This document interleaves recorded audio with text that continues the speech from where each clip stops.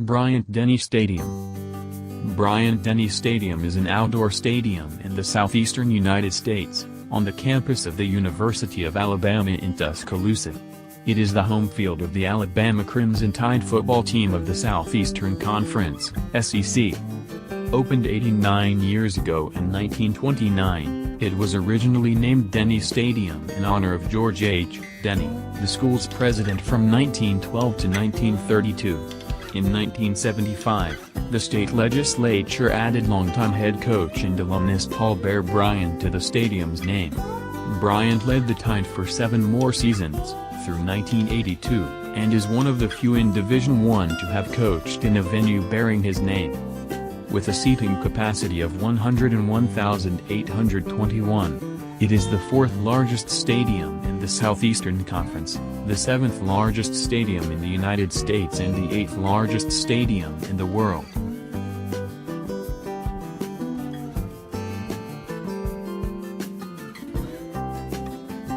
Paul W. Bryant Museum. The Paul W. Bryant Museum opened its doors to the public October 8, 1988. The museum exhibits artifacts and memorabilia that trace the long history of University of Alabama football. State-of-the-art displays enhanced by videos highlighting great players, plays and games are produced from the museum's archives. The mission of the Paul W. Bryant Museum is to collect, preserve and exhibit items, and to disseminate information relating to the sports history of the University of Alabama. The Paul W. Bryant Museum is dedicated to educating and inspiring a universal audience about the significant contributions and accomplishments of University of Alabama collegiate athletes, fostering a sense of history, tradition and excellence, allowing visitors to place past events in clear perspective.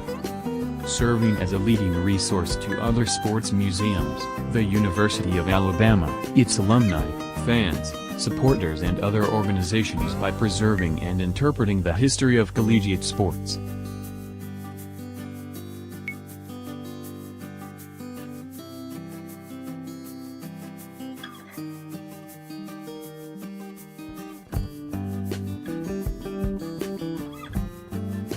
Tuscaloosa Amphitheater.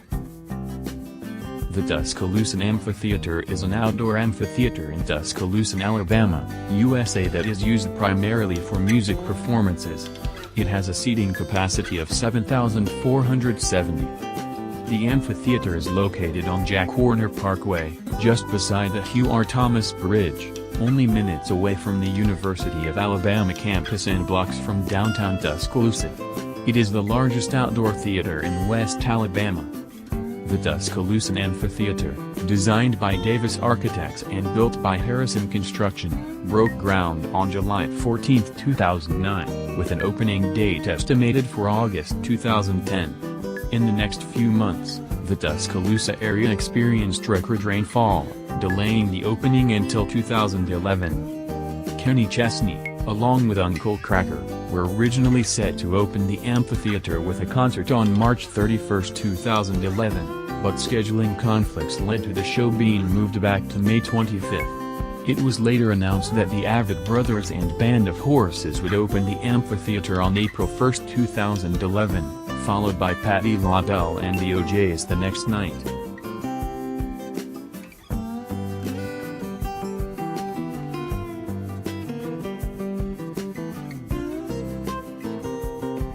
Mercedes-Benz U.S. International Visitor Center and Factory Tour.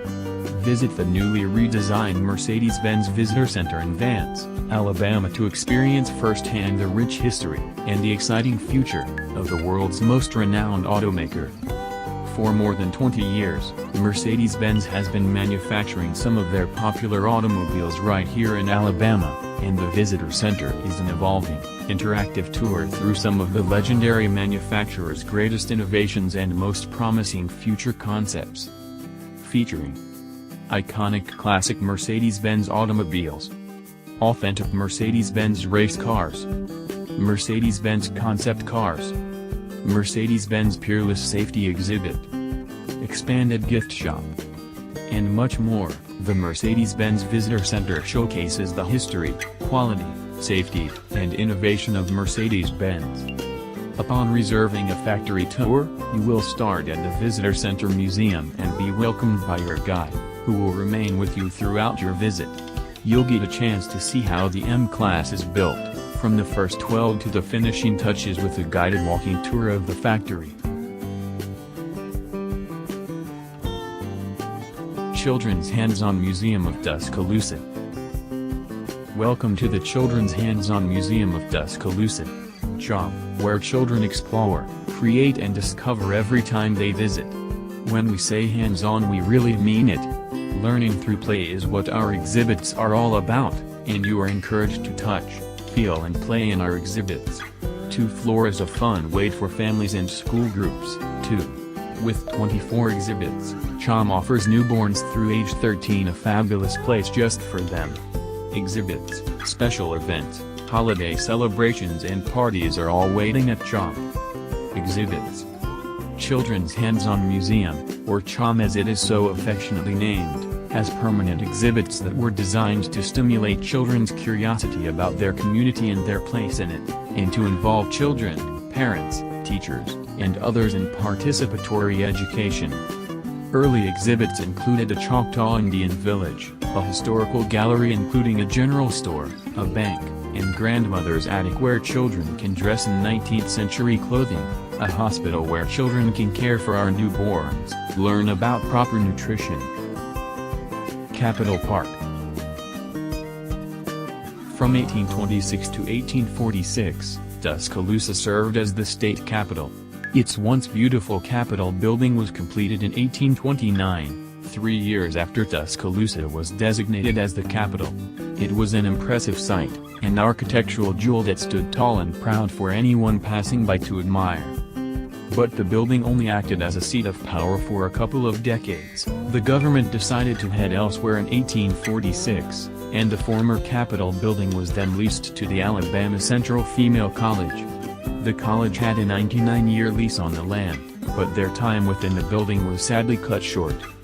In 1923, the building caught fire while a construction worker was doing routine repairs.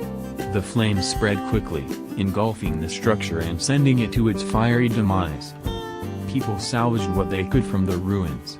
Bricks were plucked from the ashes and used to construct homes around the city. Other more decorative scraps were used to adorn people's yards, but fortunately, bits of the building remained in their original spot. It's now a public park that offers a peaceful respite from city life. As a bonus, the ruins also make a fantastic backdrop for photos.